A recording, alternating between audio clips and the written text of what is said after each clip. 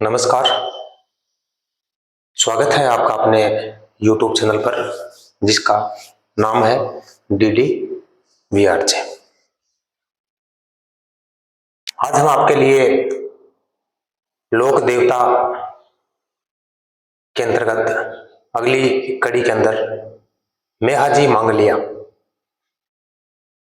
की चर्चा आपके साथ करेंगे।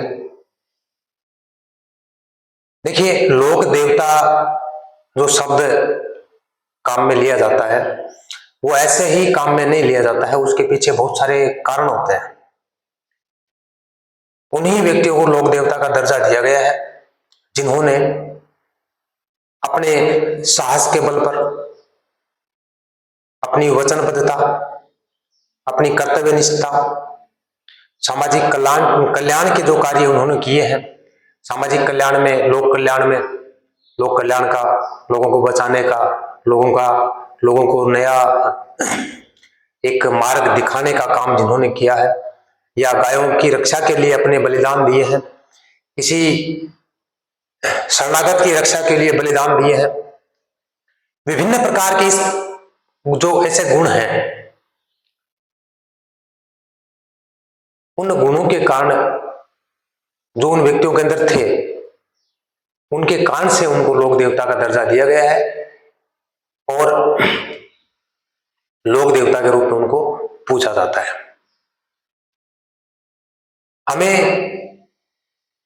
इनको पढ़ना हमारे एग्जाम के दृष्टिकोण से महत्वपूर्ण बन जाता है, परंतु इनको पढ़ने से हमारे मन मस्तिष्क के अंदर कोई ना कोई इनकी अच्छाई जो है जानी चाहिए, और जानने के साथ उसको हमें आगे भविष्य में, देखो 100% हम उनकी अनुसरण की जो क्रिया है वो नहीं कर सकते, फिर भी हमें थोड़ा बहुत उनके बारे में देखकर, उनके गुणों को पढ़कर आगे बढ़ने का प्रयास करना चाहिए। अब पहले तो ये बताना आप कि हम कौन कौन से लोक देवताओं की चर्चा आपके साथ कर चुके हैं, कमेंट में बताना। इसके अलावा अभी जो हम पढ़ रहे हैं मेहाजी मांगलिया, पंचपीर के बारे में एक कहावत हमारे राजस्थान में प्रचलित है, जो आप जानते होंगे, जानते हो ना? बाबू हड़बू रामदे मांगलिया मेहा, पांचों पीर पधारियो गोगा जी जेहा। इसका मतलब यह है कि मांगलिया मेहा जी जो है राजस्थान के पंच पीरों में इनकी गणना की जाती है, ये पंच पीरों में आते हैं। जन्म की बात है तो इनका जन्म जो है हुआ था वो एक तो इनके स्थान की जो चर्चा है वो हम करेंगे तो जो भी स्थान लेंगे उस पर विवाद बन जाता है, इसलिए स्थान की इस विवाद क्यों बन जाता है, विवाद ये अपने करने से विवाद नहीं बनेगा। कहने का मतलब ये है कि अभी इस प्रकार से कोई जानकारी उपलब्ध नहीं है कि आप सटीक इनका उत्तर बता सकोगे, इनकी जो जन्म स्थान की जो बात है वो ये है, ऐसा बिल्कुल नहीं है। दूसरी बात है कि इनकी जो सन है वो भी नहीं पता, तो इसलिए सीधा सीधा कहा जा सकता है कि 14वीं शताब्दी के अंतर्गत इनका जन्म हुआ था, कृष्ण जन्माष्टमी के दिन। ये जो है इनके मतलब जन्म के बाद इनका जो लालन पालन पोषण हुआ था, पालन पोषण जिसको कह सकते हो, ये हुआ था ननिहाल में। और ननिहाल में जो इनके अपनाने रकमा, ननिहाल में जो इनके सदस्य थे उनका गोत्र था मांगलिया। गोत्र क्या था? मांगलिया। इसलिए इनके नाम के साथ क्या जुड़ जाता है? मेहाजी मांगलिया, मांगलिया मेहा। ठीक है। अब बात करें कि इनके पिताजी कौन थे, तो इनके पिताजी का नाम बताते हैं, कई किताब वाले बताते हैं गोपाल राव थे, और कुछ ये भी कहते हैं कि सांखला थे, सांखला राजपूत थे। तो हमारी जो एनसीईआरटी की बुक है, उस एनसीईआरटी की बुक हम चारों ओर चलने का प्रयास करते हैं ताकि आपका कोई प्रश्न जो हम यहाँ से पढ़ाते हैं वो गलत होने की संभावना न हो, क्योंकि पढ़ने के बाद आपने सब कुछ मैटर तैयार कर लिया, उसके बाद यदि आपने गलत तैयार किया है, अब गलत की तो वो भी नहीं कह सकते कि ये गलत है, पर यदि एनसीईआरटी जो है उसकी बुक्स जो है उनके अनुसार यदि हम तैयारी करते हैं तो हमारे उत्तर गलत होने की संभावना नहीं है। क्यों नहीं है? क्योंकि उसमें यदि गलत उत्तर भी है तो हमारा स्वीकार होगा। तो हम जो भी अध्ययन सामग्री आपके लिए लेकर आते हैं वो एनसीईआरटी बुक जो है उसके चारों ओर हम घूमने का प्रयास करते हैं और वहीं से हम इकट्ठा करके आपके लिए सामग्री जो है वो लेकर आते हैं। इन्होंने भी अपने कह सकते हो बलिदान जो दिया था वो गायों की रक्षा के लिए दिया था, गायों की रक्षा के लिए। अब इनके पास कौन कौन सी चीजें हैं, जैसे विशेषता आप इनकी चर्चा करना चाहो तो ये गायों की सेवा करते थे, गायों की रक्षा करते थे और हमारे धर्म में गाय को प्रधान माना जाता है, माता का दर्जा दिया गया है, दिया गया ना। इसके अलावा लोगों का सहयोग, लोगों का साथ इन्होंने बहुत अच्छी तरह से दिया था। तो जिन लोगों का साथ इन्होंने दिया, सहयोग किया, वो कैसे भूल सकते हैं? इनको कैसे भूल सकते हैं? नहीं भूल सकते। इसके अलावा इन्होंने शरणागत की रक्षा भी की, मतलब ये भी है कि आए कि मैंने आपको शरण दे दी तो आपकी रक्षा करेंगे। तो इस प्रकार से भी इनकी बातें जो है चर्चा में है। हम कहानी तो इसकी इनकी नहीं पढ़ेंगे क्योंकि कहानी जो है पूछी जाती भी नहीं है, ठीक है ना। तो जन्म तिथि के बारे में कोई कंफर्म ऐसी सूचना नहीं है, जानकारी नहीं है, फिर भी बताते हैं कि 14वीं शताब्दी में इनका जन्म हुआ था, ठीक है। और सांखला बताते हैं, कई किताब वाले बताते हैं सांखला, पर हमारी जो एनसीईआरटी की बुक है वो ये बताती है कि पंवार वंशीय राजपूत परिवार में इनका जन्म हुआ था। तो ये पंवार थे, पंवार वंशीय राजपूत परिवार में इनका जन्म हुआ। तो हमें सही कौन सा मानना है? अब देखो सही वो भी हो सकता है, सही ये भी हो सकता है ना। तो हमें मानना कौन सा है? मानना ये है जो हमारी एनसीईआरटी की बुक में लिखा हुआ है, पंवार राजपूती परिवार में इनका क्या हुआ था? जन्म हुआ था। इसके बाद हम चर्चा करें, ये बड़े शकुन शास्त्री थे। शकुन शास्त्री, मैं थारों चर्चा करना चाहूं शकुन शास्त्री को मतलब क्यों है। आप एक बार पीछे एक वीडियो में भी पढ़े लोग देवता के बारे में कि ये शकुन शास्त्री थे। शकुन शास्त्री का मतलब ये होता है कि पर्यावरण के साथ जुड़ा हुआ व्यक्ति। पर्यावरण में हमारे जीव भी हैं, पेड़ पौधे भी हैं, प्रकृति जो है उसके साथ जोड़, और प्रकृति का ज्ञान इतना उन व्यक्तियों ने कर लिया था कि प्रकृति में होने वाले बदलाव का पूर्व अनुमान वो अपने हिसाब से लगा सकते थे, अपने ज्ञान के हिसाब से। वो शकुन शास्त्री है। जीवों से लगाव था, पेड़ पौधों से लगाव था, मतलब कहने का मतलब प्रकृति से पूरी से लगाव था, और प्रकृति के प्रति प्रेम जो था, और वो प्रेम जो है इनके प्रकृति के ज्ञान की वृद्धि का कारण बना, और ज्ञान इतना बढ़ा लिया इन्होंने अपने हिसाब से, अपने शास्त्र में, शकुन शास्त्र में, कि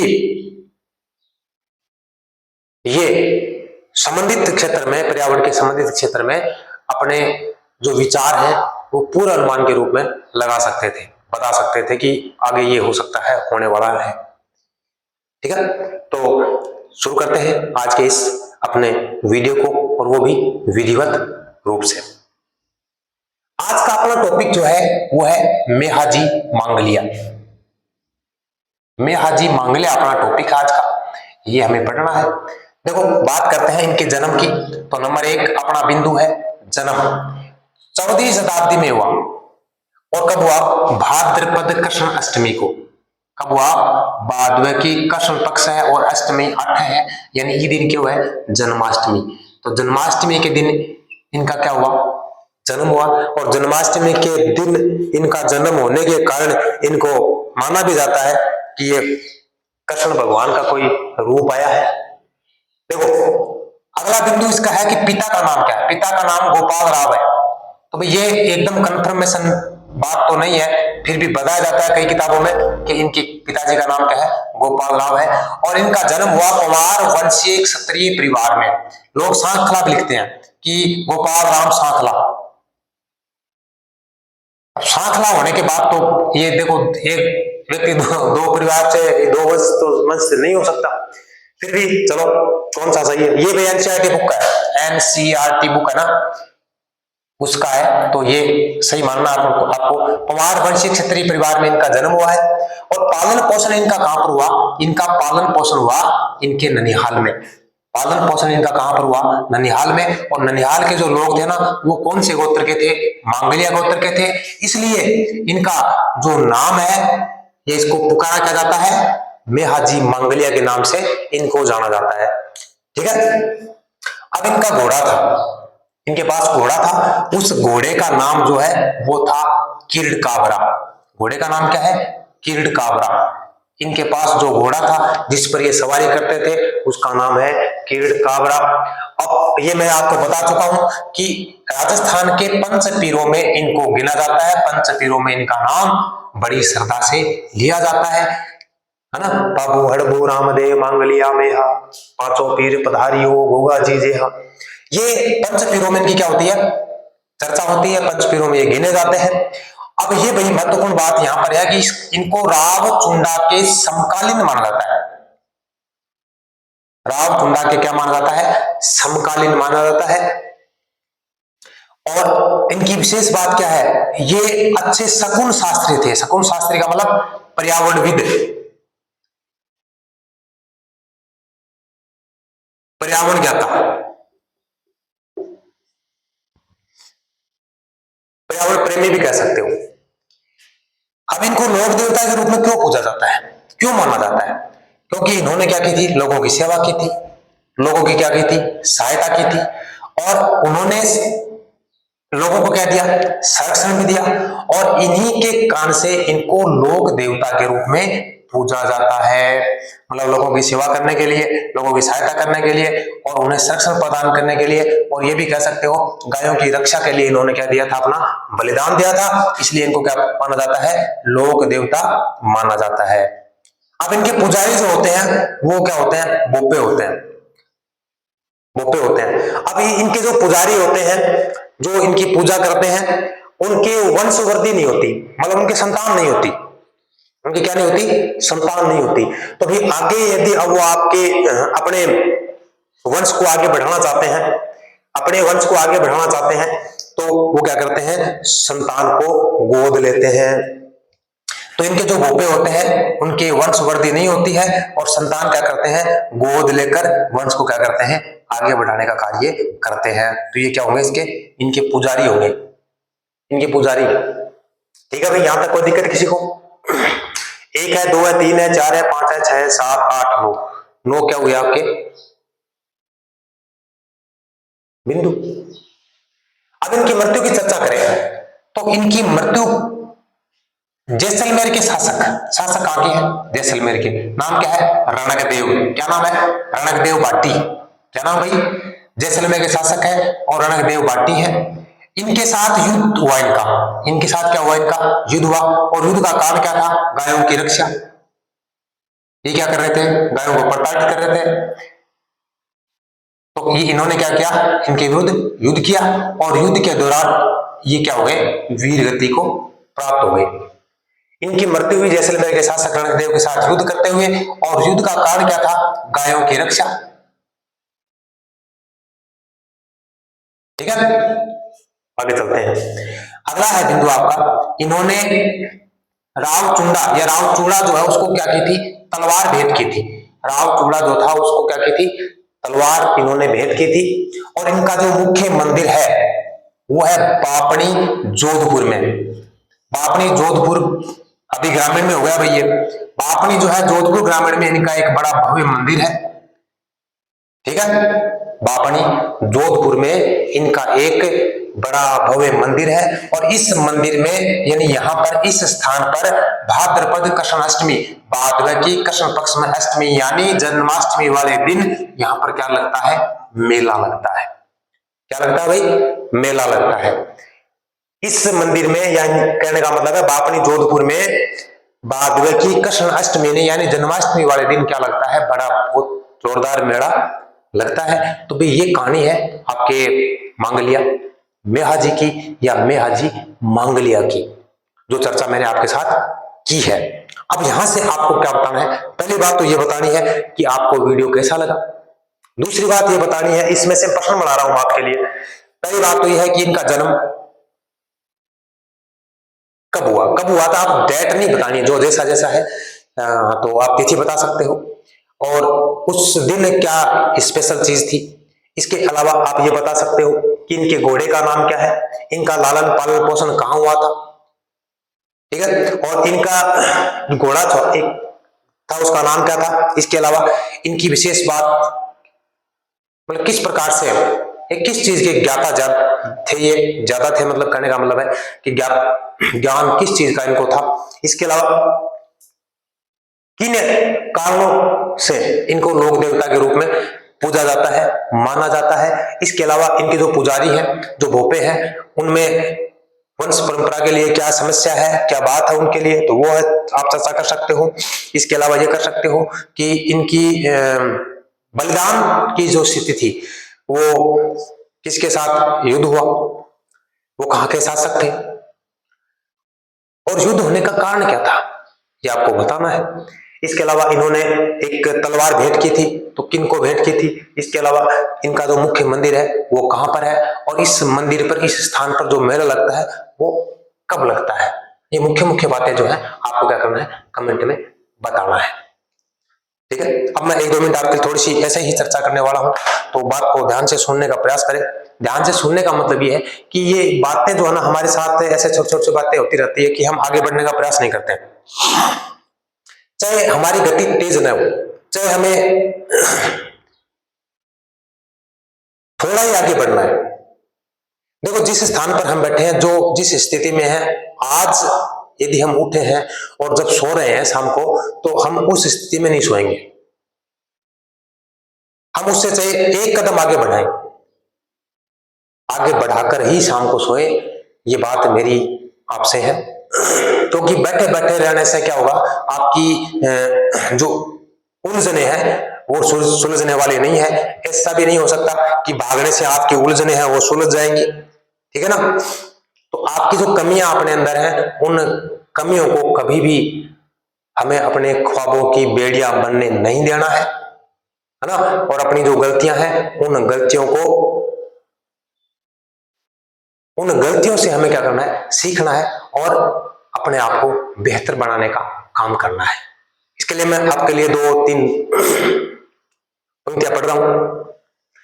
धीरे धीरे ही सही, धीरे धीरे ही सही पर आगे बढ़ना जरूरी है, धीरे धीरे ही सही पर आगे बढ़ना जरूरी है। नहीं सुलझती उलझने कभी भाग कर, नहीं सुलझती उलझने कभी भाग कर उनका सामना करना जरूरी है।